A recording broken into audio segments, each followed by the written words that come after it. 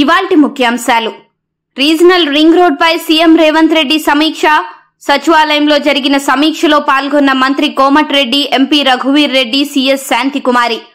దేశవ్యాప్తంగా కొనసాగుతున్న భారత్ బంద్ కు పిలుపునిచ్చిన ఆరక్షణ్ బచావో సంఘర్ష్ సమితి. స్వచ్ఛందంగా బంద్ ను పాటిస్తున్న వ్యాపారస్తులు. తెలుగు రాష్ట్రాల్లో కూడా కనిపించిన బంద్. ప్రశ్నించిన రైతులపై కేసులు పెడుతున్నారు కేటీఆర్. రుణమాఫీ పేరుతో రైతులను కాంగ్రెస్ పార్టీ మోసం చేసిందని వ్యాఖ్య. ఏ దినపత్రిక చూసినా మొదటి పేజీలో రైతుల నిరసనలే కనిపిస్తున్నాయని విమర్శ.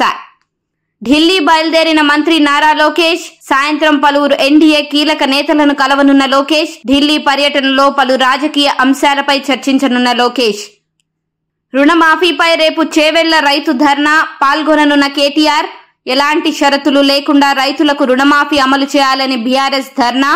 రేపు మండలం, నియోజకవర్గాల కేంద్రాల్లో బీఆర్ఎస్ నిరసన కార్యక్రమాలు. రేపు చేవెళ్లలో రైతులతో కలిసి ధర్నా చేయనున్న కేటీఆర్.